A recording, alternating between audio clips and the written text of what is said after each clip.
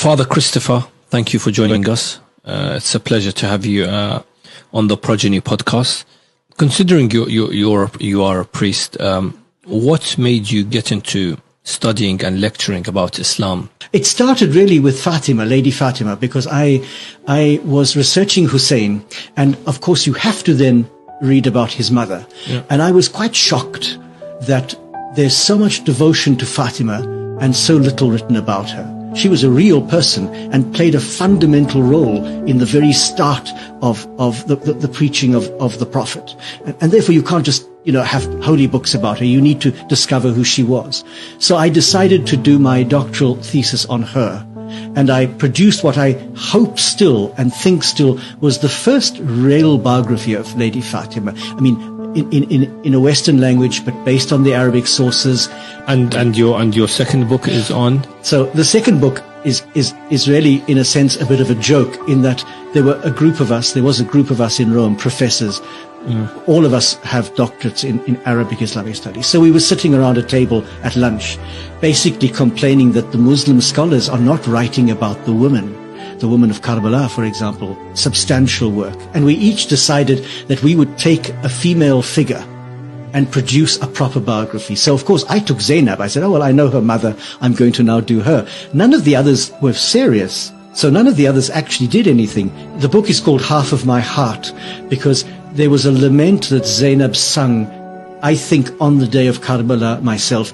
Some of the historians put it later, but I think it was on that very day when she saw the body of her brother and his companions unburied. And she refers to him as half of my heart, her brother Hussein. And I thought, well, half of my heart was the Fatima book, and now this is the second half, the Zainab book. Now, I don't have any heart left, I suppose, but I'm certainly going to tackle other issues. But Zainab is an extraordinary woman, and like Hussein, transcends all religious, political barriers. She is a universal ideal. She intervenes a number of times, I think 3, on the battlefield. And she's described, so I mean, I go into quite a lot of detail because I'm very moved by this. She's described in the days leading up to Karbala as quite distressed.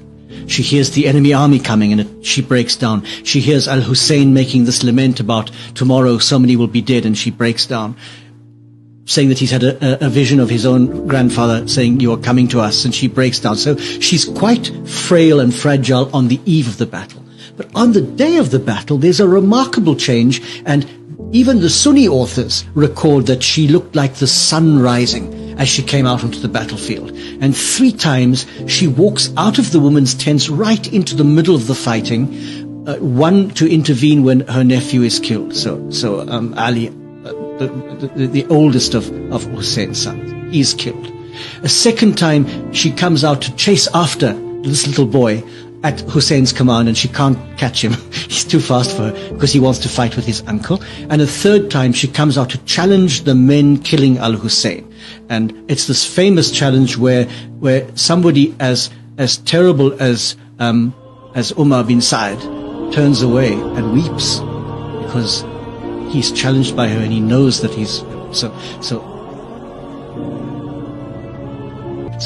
So in that sense, she is of great importance, but even more important after the battle because, and this is where I get into trouble, because she was for a short time the leader of the Ahl Bayt.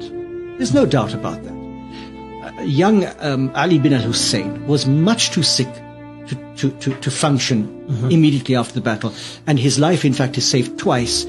She saves his life later on in the court of when they're before Ziyad, but that's later on. It's that period of days after Karbala, from the journey between Karbala to Kufa to the court of Yazid, to Damascus. That period, however long it was, and it's difficult to know how long it was, when they were being interrogated and ill-treated, she was the pole around which everything revolved. Absolutely. And there's a particular moment where her nephew, Ali bin al-Hussein, says to her, be quiet now, let me speak. And that for me is the moment when he takes his place as imam. He's imam, but when he actually takes his place and takes over leadership of this group. But until then, it is Lady Zainab.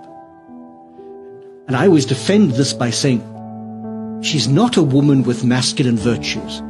Bravery is not a masculine virtue, it's a human virtue. So we don't want to say she was as good as a man. That's a terrible thing for me. She was an extraordinarily powerful woman who betrayed all the great virtues, by betrayed I mean showed forth all the great virtues that are equally right in women as in men. Bravery, courage, the ability to speak with great articulation against injustice.